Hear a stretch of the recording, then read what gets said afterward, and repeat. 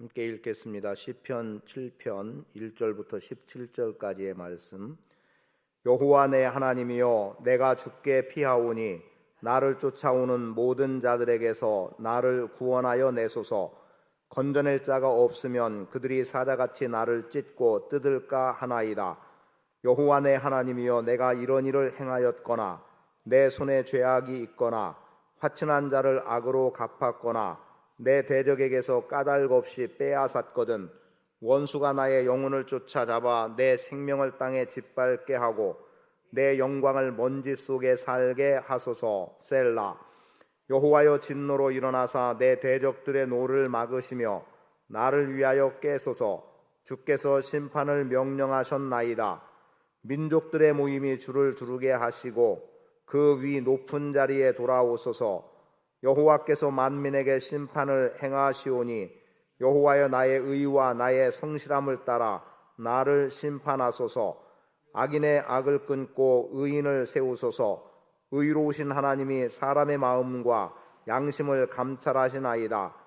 나의 방패는 마음이 정직한 자를 구원하시는 하나님께 있도다.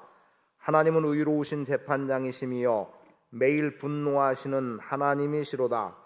사람이 회개하지 아니하면 그가 그의 칼을 가시며 그의 활을 이미 당기어 예비하셨도다. 죽일 도구를 또한 예비하시며 그가 만든 화살은 불화살들이로다. 악인이 죄악을 낳으며 재앙이 베어 거짓을 낳았도다. 그가 웅덩이를 파 만들며 제가 만든 함정에 빠졌도다. 그의 재앙은 자기 머리로 돌아가고 그의 포악은 자기 정수리에 내리리로다. 내가 여호와께 그의 의를 따라 감사하여 지존하신 여호와의 이름을 찬양하리로다. 아멘.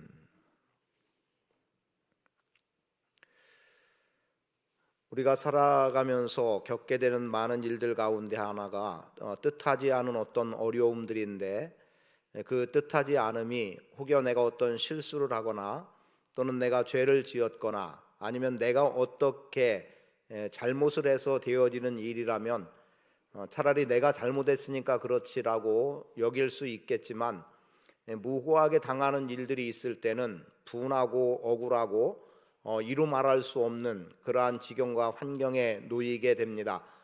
지금 다윗이 주께 피한다라고 고백하고 있는 내용 속에서 단순하게 표현하는 건 그거예요. 내가 주께 피할 수 있는 이유는 그분은 의로우신 재판장이시기 때문에 그러합니다. 그래서 의로우신 재판장이 나를 어떻게 판단하시고 또 나를 대적하는 자들을 어떻게 판단하실 것이기 때문에 거기에 대한 분명한 확신이 다윗에게는 있었기 때문에 그가 자기가 어려움을 겪고 무고히 당하는 어려움 속에서 하나님께 피한다라고 하는 고백을 하고 있음을 보게 됩니다. 조금 전에 우리가 찬양했던 찬양곡 가운데 하나가 시편 46편을 배경으로 한 내용이죠. 그 내용이 뭡니까? 하나님은 우리의 피난처가 되시며 오늘 우리로 하여금 환난 중에서 도와주시는 큰 도움이라는 거였는데요, 46편 1절에 보면 이렇게 기록합니다. 하나님은 우리의 피난처시오 힘이시니 환난 중에 만날 큰 도움이시라 라고 고백해요. 오늘 하나님은 여러분의 인생에 여러분이 어떤 자리 어떤 환경에 놓여 있든 하나님이 여러분이 힘내시기를 바라고, 혹시 여러분들이 환난 중에 어려움 속에 빠져서 어찌 헤어날까 싶을 그때에 그분은 여러분의 피난처가 되시기를 축복합니다. 아니면 피난처라는 표현 속에서는 더 이런 내용이 적합할 것 같아요. 내가 누군가에게 쫓기고 있다. 내가 죄를 지어서 도망을 하든 아니면 억울하게 도망해야 되는 신사가 되었든 도망하는 자리에 있는 사람들에게 자기를 방어하고 숨겨주고 피할 수 있는 길이 열려진다는 것보다 더 안전함은 없겠죠.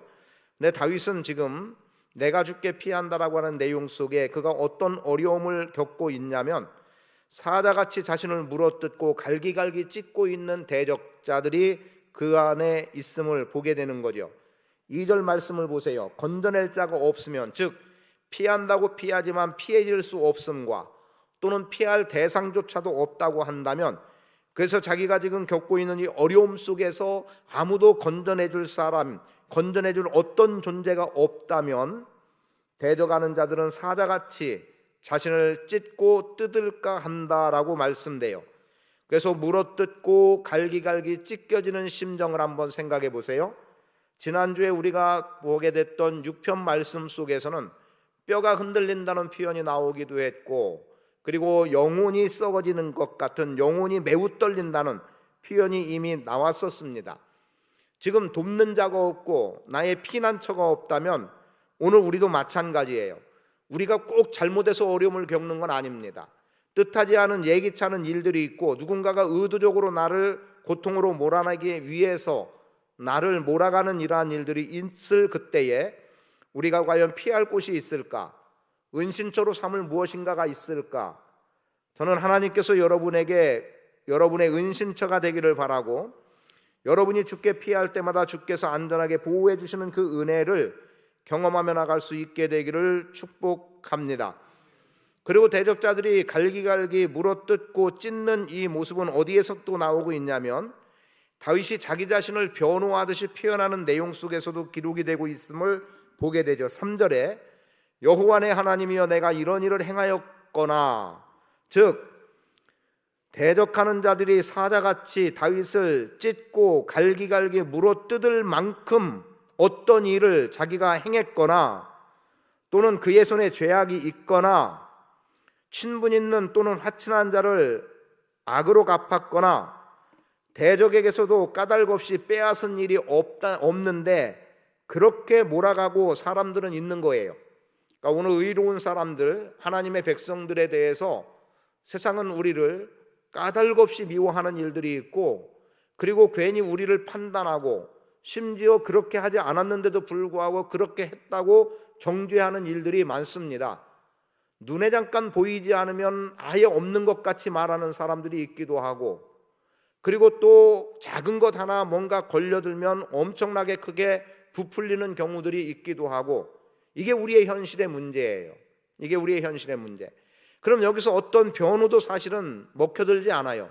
왜냐하면 그렇게 대적하는 사람들은 의도를 가지고 오기 때문에 방어를 해도 쉽지 않고 증거를 대주어도 쉽지 않은 게 현실의 문제입니다.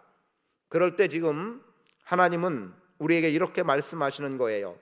너 그렇게 억울한 일을 당하고 무고히 어려움을 당하고 너의 행하지 않음에도 불구하고 그들은 네가 행했다고 말하고 너의 작은 것을 부풀려서 그렇게 고통스럽게 한다면 너 나에게 피해라. 내가 너의 피난처가 되주겠다. 너 환난 날에 내가 너의 도움이 되고 너의 힘이 되줄 테니 나에게 피하라고 하나님은 우리에게 그렇게 말씀하시는 거예요. 다윗은 하나님께 피한다고 하는 이 말을 바꾸면 하나님은 우리에게 다윗처럼 너희도 나에게 피하면, 너희가 내게로 오면, 나에게로 달려오면 나는 너를 숨겨주는 자가 되겠다라고 말씀하고 있는 겁니다. 이스라엘 백성들에게 도피성은 대단히 중요했습니다. 도피성의 중요함은 어디에 있었느냐면 무고히 사람을 죽이게 되는 일들이 있었단 말이죠. 아마도 오늘 같으면 물론 법적으로는 그렇게 되지는 않겠지만 지금 같은 정도로 무고하다라는 표현을 굳이 쓴다면 아마도 뜻하지 않게 교통사고를 내거나 하는 어떤 일들, 아니면은 또 이런 일도 있을 수 있어요. 내가 주차를 해놨는데 옛날에 어디 TBS 뉴스에서 보니까 주차 브레이크가 풀려져 가지고 차가 밀려나가서 그래서 거리에 있던 사람이 상하게 되는 일이 있기도 했고, 또 버스 기사가 운전하는데 브레이크가 파열이 돼 가지고 가로수를 들이받고 가게를 들이받고 사람의 생명을 잃어지는 이런 것들은 사실은 그가 의도를 가지고 한 게 아니에요. 그런 경우, 즉 의도성이 없는 그러한 일들에 대해서 자기 자신이 거기에 대한 보복을 받게 될 수 있는 이 상황에서는 도피성을 만들어 놓고 그곳으로 피하도록 하나님은 선처해 주시는 거죠. 그리고 도피성으로 피하면 아무나 그를 끌어내릴 수 없었습니다. 그리고 제사장에 의해서 바른 판단이 있게 했고, 또 어떤 경우는 그때의 제사장이 죽어야만이 이 사람이 다시 사회로 돌아가게 되는 이런 상황들도 만들어 놓음으로 인해서 무고한 피를 또다시 흘리게 하는 그러한 일, 또는 보복에 의해서 죽어지는 일이 없도록 하나님은 도피성을 만들어 놓으셨던 겁니다. 그리고 실제로 그 도피성은 하나님이세요. 오늘 하나님이 여러분의 도피성 되시기를 축복합니다. 그래서 피할 곳이 있는 것 행복하다고 생각해요. 아, 그래, 내가 여기 피했을 때, 아니면 여기 의지했을 때. 저는 가끔 차 안에서 이렇게 잠을 잘 때가 있어요. 차 운전을 하고 와서 잠깐 이렇게 쉴 때 그냥 뒤로 의자 제쳐놓고 살짝 제쳐놓고 이렇게 쉬다 보면 어느 때는 거기서 잠이 들기도 해요. 굉장히 편안한 느낌을 그때 받습니다. 그건 뭐겠어요? 내가 한번 움직이고 목적한 것을 이루고 왔을 때 그냥 모든 것 다 내려놓고 그냥 안심할 수 있는 것, 아마 그런 이유 때문일 것 같습니다. 오늘 하나님은 여러분의 피난처, 은신처가 되어 주시는 거고요. 그리고 하나님은 여러분을 나에게로 오라고 그렇게 말씀하고 있는 겁니다. 예수님께서 마태복음 11장 28절을 통해서 말씀하죠. 수고하고 무거운 짐진 자들아 다 내게로 오라. 내가 너희를 쉬게 하리라. 그리고 주님의 멍에는 가볍고 쉽다는 거예요. 그 가볍고 쉬운 멍에를 너희가 메고 나를 따라오라고 주님은 말씀하고 계시는 겁니다. 주께 피함을 통해 물어뜯고 갈기갈기 찢으려고 하는 대적들의 손에서 건짐받기를 원하고, 여러분이 어떤 손으로 악을 행하거나 죄를 짓지 않았음에도 불구하고 당하는 어려움들 속에 하나님께 피함을 통해 하나님의 위로자 되시는 은혜를 경험하며 나갈 수 있게 되기를 축복합니다. 그래서 내가 주께 피한다는 속에서 몇 가지만 이렇게 찾아봤어요. 어떤 부분에서 어떤 도움을 요청하고 있는가를 보았더니 여러분이 보는 눈에 따라서 저보다 더 많은 것들을 찾아낼 수도 있겠습니다만 그 중에 하나가 구원해 주십시오라는 거였습니다. 이걸 의로우신 재판장으로 표현한다면 의로우신 재판장이여 나를 구원해 주십시오. 의로우신 재판장이여 성실로 나를 판단하십시오. 심판해달라는 8절도 기록이 되어 있고요. 그리고 9절의 말씀에 보면 의인들을 세워달라고 간구하고 있어요. 의로운 재판장이여 내가 의인이니 의인인 나를 세워달라고 그렇게 요청하고 있는 것들을 보게 되죠. 그리고 나와는 조금 상관없는 상대를 말한다면 의로운 재판관은 6절에서 기록된 대로 대적들의 노를 막아주시고 대적들을 맞서 싸워주시는 그러한 피난처 되시고 은신처 되시는 재판장이신 주님임을 우리는 알아야 합니다.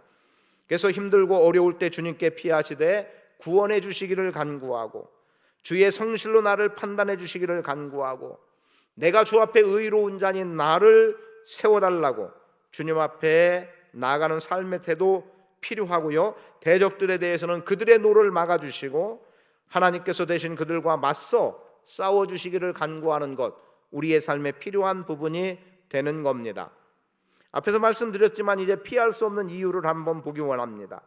그러면 하나님께 주께 주를 피난처 삼고 주께 피한다는데 주께 피할 수밖에 없는 이유, 그것은 겉으로 크게 들여지는 부분에서는 대적들이 사자같이 물어뜯고 갈기갈기 찢기 때문이지만 다윗은 거기에다 초점을 주지 않아요. 뭐라고 말합니까?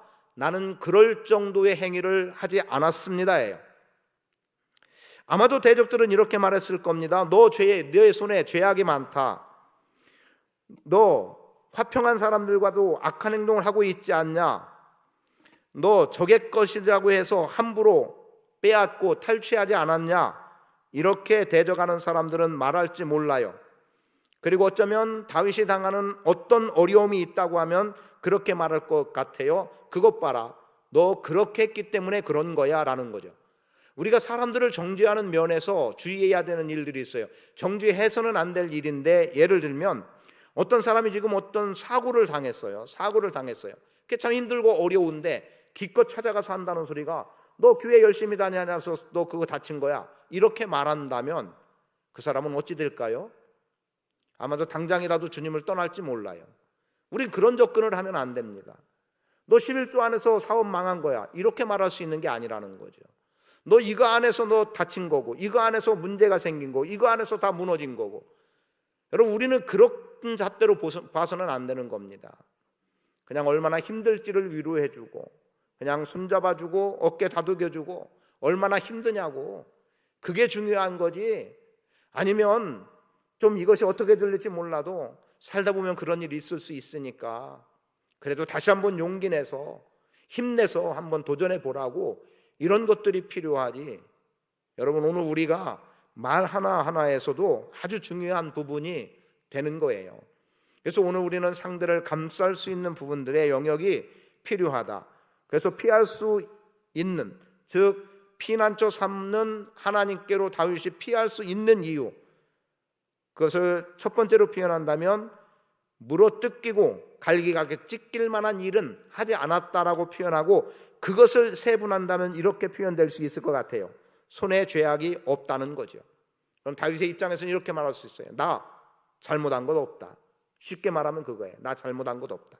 두 번째, 화해한 사람에게 악한 행동을 하지 않았다라는 거죠. 화해한 사람, 전에 원수가 돼서 화해했다라고 볼 수도 있지만 나와 가까운 사람, 늘 사랑하는 사람이라고 이야기했고 늘 친구라고 얘기했던 그 사람, 나 그 사람 이용해 먹지 않았다는 거죠.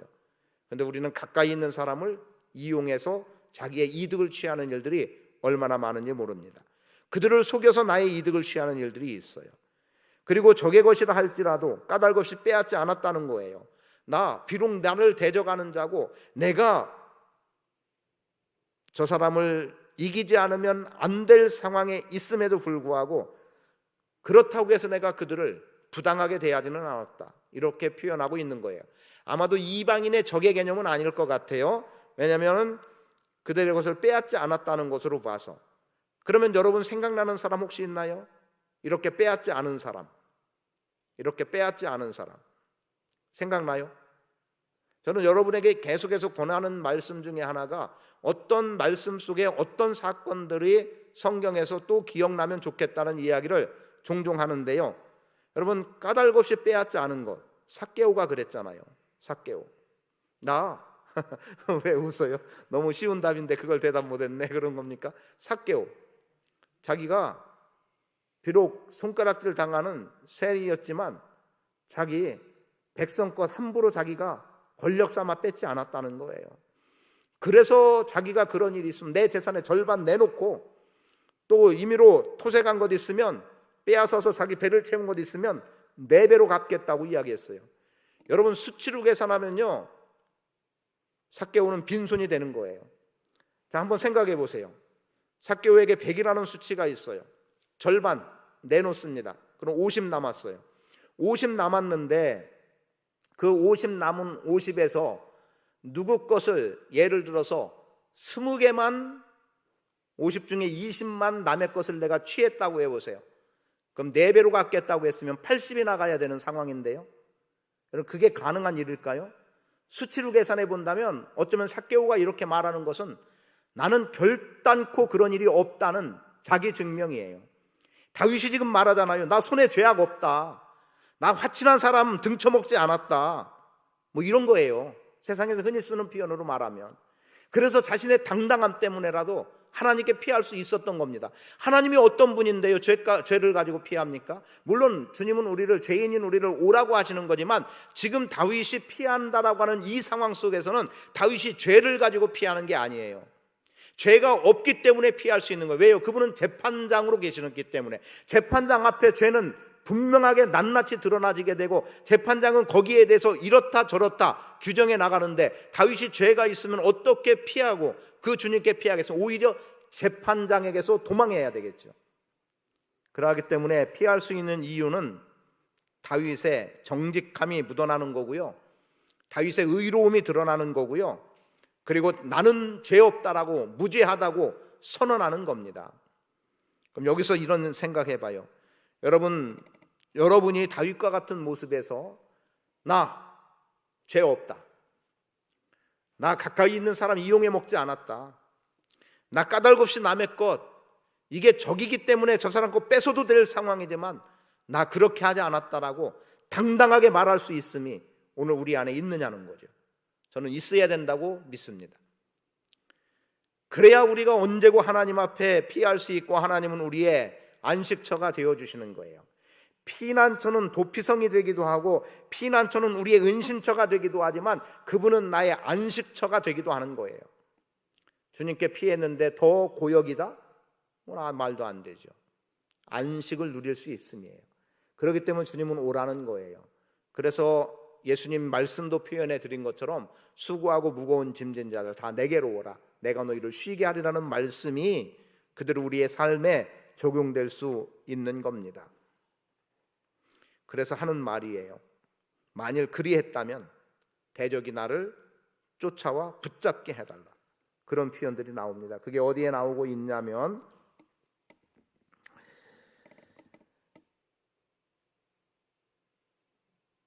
재판장에게 분노에 대한 내용들이 나오면서 그가 이렇게 말을 합니다.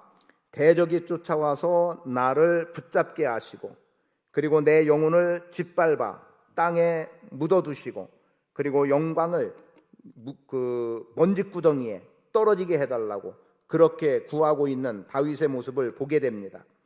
그러니까 여러분이 하나님 앞에서 행할 일들, 하나님께서 여러분들을 온전케 하시는 그 일들을 경험하며 나갈 수 있게 되기를 바랍니다.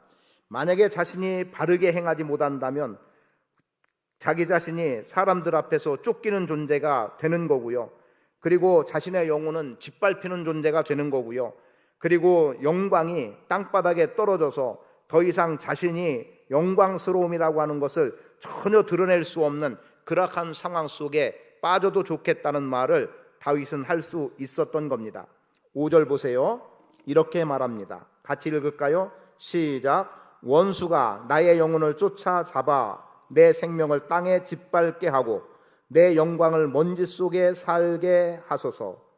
여러분, 오늘 우리가 다윗이 앞에서 나는 무죄하다고 주장하는 대로의 삶을 살지 않았다면, 달리 표현하면 그래서 나에게서 죄가 발견이 된다면, 만일 그리했다면 대적이 나를 붙잡고 영혼을 짓밟아도 좋다, 내 영광이 땅바닥의 먼지구덩이에 떨어져도 좋다라고 5절에서 말하고 있는 겁니다. 이것은 죄 없기 때문에 가능한 말이 되는 거지요.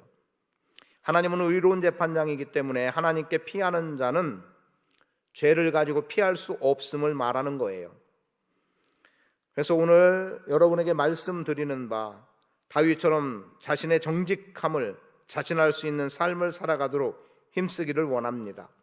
나 이렇다고 내가 나를 막 그렇게 자랑하고 떠벌릴 일은 없지만 그래도 누군가 앞에서 나에 대해서 분명하게 이야기할 거리가 있다면 나 이런 사람이라고 그렇게 말할 수 있기를 바랍니다. 그래서 이제 의로운 재판장과 관련한 부분에서 결론적인 말씀 하나를 더 드린다면, 주님은 의로우신 재판장임을 11절에서 분명하게 말씀하고 있지 않습니까? 그 의로우신 재판장 앞에서 오늘 그분은 우리 안에 어떻게 행하시느냐, 의로운 재판장은 어떤 분이냐, 우리의 무죄함을 아신다는 겁니다. 여러분의 죄 없음을 주님은 아시는 거예요. 지금 우리의 무죄함, 사실은 죄 없음은 아니죠. 그럼에도 불구하고 오늘 우리가 무죄한 이유는 뭐예요? 예수 그리스도의 십자가의 구속의 은혜로 말미암아 우리는 죄 없다 선언을 받은 사람입니다. 그래서 주님은 우리를 죄 없다고 하시는 거예요. 그리고 의로운 재판장은 9절에 보니까 악인들은 끊고 의인들은 세우시는 분이에요. 정당한 판결을 한다는 거죠. 이것의 옳고 그름을 분명히 하고 악한 것은 악하다, 의로운 건 의롭다 분명히 하는 거고요. 흠없는, 치우침 없는 공정한 판단을 의로운 재판장은 하고 계신다는 겁니다. 그럼 여러분이 갖고 있는 어떤 문제들, 그런 분에게 맡겨놓으면 그분이 어떻게 하겠어요? 그대로 흠없이 의롭게 판단하니까 나에게 무죄가 선언될 수 있는 겁니다. 그리고 의로운 재판장이 직접적인 표현으로 나오진 않지만 15, 16절에 보면 어떻습니까? 악한 자들, 자기가 만든 구덩이에 다 빠져버리고 마는 것을 보게 되죠. 그래서 15절에 그가 웅덩이를 파 만들며 제가 만든 함정에 빠졌도다, 이런 사람들이 나와요. 그럼 여기서 그냥 또 한번 여러분에게 물어볼까요? 자기가 파놓은 웅덩이에 빠졌던 사람이 있죠. 누구예요? 하만. 모르드게 잡으려고, 모르드게 죽이려고, 유다민족 멸하려고, 그래서 그들을 사실상 모함하는 거죠. 그리고 장대를 만들어 놓은 거예요. 모르드게 살겠다고. 그랬는데 결국 하만 자신이 그 장대에 매달려 죽게 되는 그런 모습들을 보지 않습니까? 자기가 놓은 덫에 자기가 걸려버리는 거예요. 하나님이 눈 감아 주시지 않기 때문에 이런 일이 일어나는 거예요. 하나님께서 죄를 눈 감아 주신다면 죄가 더 득세하겠지만, 하나님은 죄를 눈 감아 주시는 분이 아니라 죄에 대해서는 용서하시는 분이에요. 그리고 하나님 앞에 바로 서도록 이끌어 가시는 분입니다. 혹시 내가 만들어 오는 함정에 내가 빠져드는, 걸려드는 일이 없게 되기를 바라고, 의로우신 재판장께서 의로운 여러분을 세워주시기를 축복하고, 의로우신 재판장께서 여러분을 무죄하다고 선언해 주시는 그 은혜가 있게 되기를 축복합니다. 그래서 주께 피함을 통한 영광스러움이 여러분 안에 있기를 바라고, 그래서 마침내 우리가 할 수 있는 것, 17절, 내가 여호와께 그의 의를 따라 감사하며 지존하신 여호와의 이름을 찬양하리로다. 아멘. 아버지 하나님 고맙습니다. 믿음으로 사는 저희들 늘 승리하는 인생 되게 하옵소서. 우리도 그리스도의 사람으로 삶을 살아갈 때 세상으로부터 뜻하지 않는 손가락질과 비방의 말들과 또 눈흘림을 당하는 일들이 참 많이 있습니다. 또 우리가 믿음 안에 있으면서도 형제 자매 간에 서로가 서로를 시기하고 질투하고 미워하는 일들 참 많습니다. 작은 것을 확대해서 커다란 문제로 만들어 놓는 일들이 있기도 하고, 없는 것을 있다 하는 것 때문에 난처한 상황이 있기도 하고, 내가 행하지 않았는데 내가 했다고 그렇게 누군가가 고발하는 일들도 우리 주변에 많습니다. 이러할 때 우리가 할 수 있는 것, 대적하여 싸운들 이길 승산 없습니다. 주님께 피하는 자 되게 하시옵소서. 주님께서 우리의 피난처 되시고 은신처 되시고 안식처가 되어주셔서 세상으로부터 갈기갈기 찢기고 먹힐 수밖에 없는 이 상황에서 하나님만이 나의 힘 되시고 환난 날에 우리를 구원하시는 자가 되어주셔서 우리가 주님 은혜 속에 견고한 자로 서게 하시고 아버지의 뜻을 이루는 복 있는 인생으로 살아갈 수 있도록 주님 역사해 주옵소서. 하나님은 의로우신 재판장이시기 때문에 의로우신 재판장께서 의인과 불의한 자를 구분하실 것이고, 믿음으로 살아가고 예수 그리스도의 핏값으로 대속함을 받은 우리에게 의롭다 인정하시고 죄 없다 선언하시고 하나님의 백성으로 인정해 주심을 믿습니다. 그런 은혜 속에 사는 복 있는 성도 되게 하시옵소서. 악인 끊어주시고 의인인 우리를 세우셔서 하나님 나라의 영광 가운데 서게 하시고, 우리는 하나님을 찬양하며 여호와의 이름을 높이는 복 있는 성도의 삶을 살게 하옵소서. 감사드리며 예수 그리스도의 이름으로 축복하며 기도합니다. 아멘.